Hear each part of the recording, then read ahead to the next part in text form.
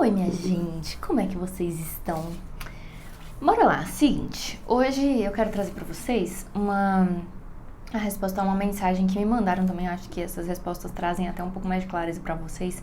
E a mensagem foi a seguinte: eu acredito que eu não estou preparado o suficiente pra fazer as coisas. Eu tenho bloqueios psicológicos, falta de autoconfiança e autoconhecimento. O que eu quero é ser referência do que vendo, e eu tenho um problema muito sério com dinheiro. Não estou conseguindo ganhar quanto eu quero. E o que eu gostaria é de conseguir passar mais confiança, ter mais credibilidade e conteúdo do que eu estou vendendo para pessoas, para que eu possa ser referência. Tá. Sobre estar preparado o suficiente. Aconteceu um negócio interessante no comecinho dessa semana, acho que foi antes de ontem. Não sei que dia foi. Eu tava conversando com uma executiva de uma empresa muito grande. Ela é uma empresa que está presente em Portugal, Estados Unidos, aqui no Brasil, em alguns estados. Uma empresa de cursos, treinamentos, etc. E daí, essa executiva já tá lá, já fazem, acho que ela te falou 12 ou 15 anos, acho que são 12 anos que ela falou. E ao longo desses 12 anos, ela começou a crescer dentro, ela começou lá como júnior, fazia o básico e tudo mais. Ela foi evoluindo até chegar a um momento onde hoje ela está num posto onde ela lida diretamente com o presidente da empresa em tomadas de decisão estratégica. Então, ela não faz só a parte operacional do trabalho dela, ela ajuda a tomar decisões e ela está na parte de aquisições de empresas. Então, é assim, essa empresa já é grande, mas uma das estratégias dela de crescimento é comprar novas empresas que já dominam o mercado. Então, por exemplo, tem uma escola de cursos, treinamentos de liderança ou de comportamento lá do segmento da empresa, lá em Marabá, que está maior do que onde a empresa está. Daí, o que ela faz? Ela compra essa empresa, ao invés dela tentar entrar no mercado com o nome dela, ela compra essa nova empresa para poder já dominar aquele mercado. É mais ou menos como que a Coca fez com o Guaraná Jesus, por exemplo. No Maranhão as pessoas tomavam mais Guaraná Jesus do que Coca-Cola, a Coca foi lá e comprou o Guaraná Jesus, hoje o Guaraná Jesus faz parte da Coca. Então, ela começou como júnior e hoje ela ajuda no processo de compra e venda dessas empresas. Então, é um cargo muito alto. Só que ela está querendo se desenvolver cada vez mais nesse processo de M&A, que é Merge and Acquisitions, que é essa parte de compra de negócios. Mas não é a área de especialidade original dela. E aí ela estava falando para mim, ela falou exatamente isso aqui. Ela falou, olha, eu acho que eu não estou preparada o suficiente, eu não me sinto... Eu queria ter clientes maiores... Foi isso que ela falou. Queria ter clientes maiores, eu queria conseguir ter mais pessoas que estão dentro do perfil que eu quero ter, só que parece que eu sou muito bebê ainda, sou muito neném, então eu não consigo sair, eu não sei se eu tô no momento certo, eu na verdade não sei nem o que tá me travando. A única coisa que eu sei é que parece que eu não sou boa o suficiente, tô insatisfeita com o valor que eu tô recebendo hoje, eu quero conseguir ser uma referência pelo menos para esses maiores clientes dessa parte de Merger and Acquisition. Só que eu sei que para esse tipo de trabalho eu preciso ter um nível de credibilidade muito alto, porque como ele é um trabalho muito estratégico, ele envolve a parte financeira, envolve o nome da empresa, envolve branding, envolve um monte de coisa. Então, as pessoas que contratam esse tipo de profissional demoram um tempo para primeiro acreditar nesse profissional e depois para poder dar liberdade para esse profissional fazer as compras das empresas e tudo mais. Então, ela precisa de todos esses fatores. E veja que a pessoa que me mandou essa mensagem que eu li pra vocês, ela é uma profissional que tá no início de carreira. Essa profissional que eu falei pra vocês agora, que eu narrei a história, ela já é sênior. Ela não tá no começo da carreira. Ela tem pelo menos 20 anos de atuação no segmento dela. Mesmo que não seja em Merger and Acquisition, é no segmento dela. Ela é muito boa. Inclusive, ela é uma profissional bem plural, assim, apesar dela ter uma especialidade, ela sempre faz curso de coisas muito diferentes, então tá sempre se desenvolvendo em outras áreas, então é uma profissional bem diferenciada. O que eu quero mostrar primeiro é que mudança é mudança, não é fácil para ninguém e todo mundo vai sentir isso daqui. Só que eu vou mostrar alguns gráficos aqui para vocês, para tentar, eu vou falar para vocês exatamente o que eu disse para ela. A gente passou acho que umas 3 horas nessa conversa. Vou tentar resumir aqui para vocês O que foi que eu passei para ela? Vou mostrar esses mesmos gráficos. Além disso, todo mundo vai passar por essa curva aqui, ó. Isso aqui é o ciclo de desenvolvimento do produto. Só que mesmo para um profissional autônomo, você consegue fazer uma alteração, um paralelo com essa curva. Por quê? Assim que você começa, você é um profissional júnior, você está começando a ter penetração de mercado. À medida que você vai crescendo, aí sim você tem crescimento, maturidade, e esse seu produto se torna uma vaca leiteira. O problema é que as pessoas querem encurtar 5 anos de trabalho duro, de análise de dados e força no seu processo ali de validação, nesse processo aqui. Aí elas querem resumir esses 5 anos em 5 dias ou 5 semanas. Isso não vai acontecer, não adianta. É um processo longo, mas é um processo que existe e funciona. Os primeiros clientes que você pega numa transição de carreira são clientes que têm um perfil mais inovador e um perfil mais de adotantes iniciais. Por quê? Se você é júnior e você está começando, você precisa de clientes que aceitem esse risco maior, porque o cliente tem um risco maior em relação a um profissional que é mais júnior. Essa curva aqui não é de risco não, mas serve também. O cliente tem uma curva maior. Você não vai conseguir pegar clientes muito grandes sendo júniores, porque o próprio cliente é sênior naquela área que você está atuando. Então, ele não consegue aceitar um perfil júnior. A empresa pode ser grande, tá? Mas se aquela área que você está em desenvolvimento dentro da empresa, a área é júnior, talvez ela aceite um profissional nesse nível também.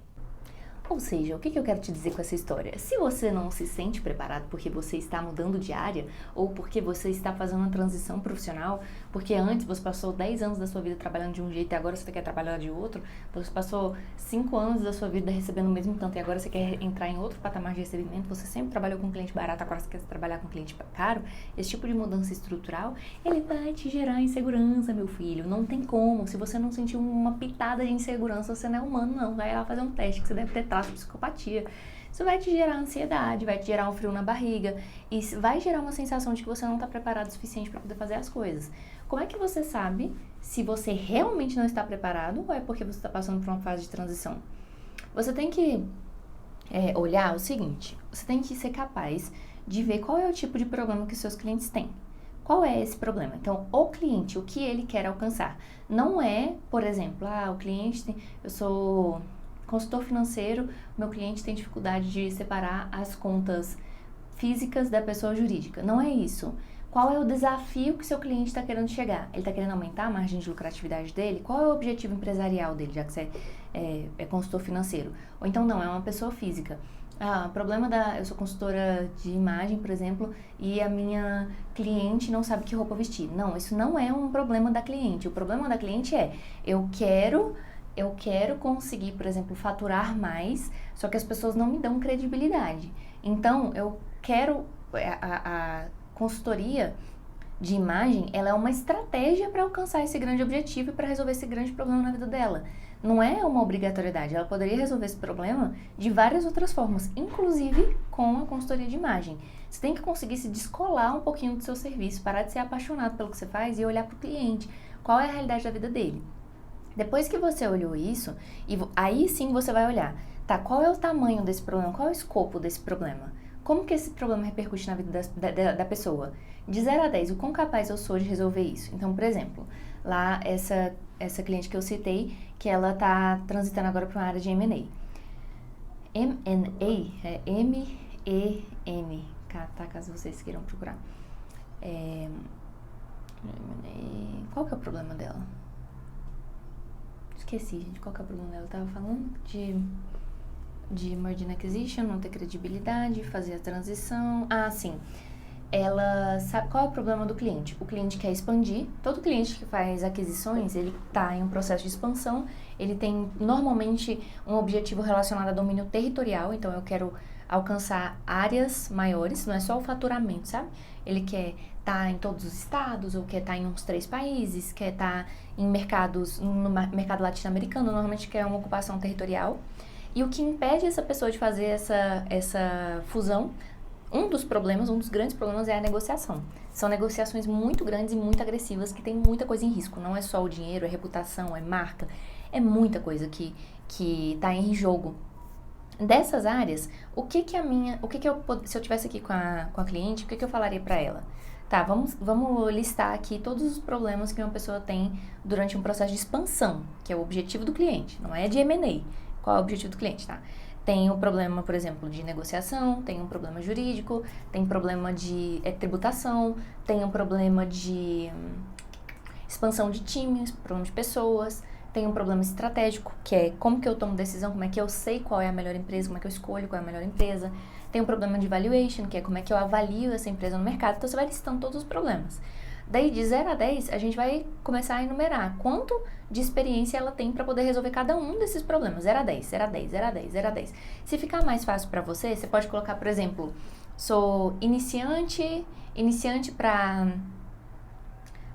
não é moderado, como é que é o nome? Intermediário, iniciante para intermediário para avançado e avançado. Você pode dividir entre esses 3. Aí você vai colocando lá qual é o seu grau de expertise para poder resolver aquele problema ali. E aí você vai ter um mapa de calor na sua frente, para você ver qual é a coisa que você realmente tem experiência em resolver. E com isso você vai saber se você é um profissional júnior, pleno e sênior.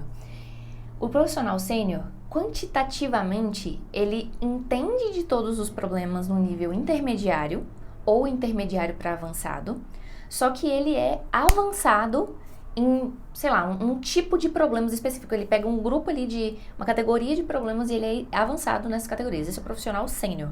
O profissional pleno, ele tem um conhecimento iniciante em todas as áreas, iniciante para intermediário em todas as áreas, só que ele é intermediário em uma categoria de problemas específicos. Ele já é intermediário, ele já consegue ter uma noção de onde começa, já tem uma noção para onde vai, ele já entende mais ou menos como é que os problemas se conectam, ele consegue ter uma análise interna do problema e externa, como é que esse problema repercute no mundo.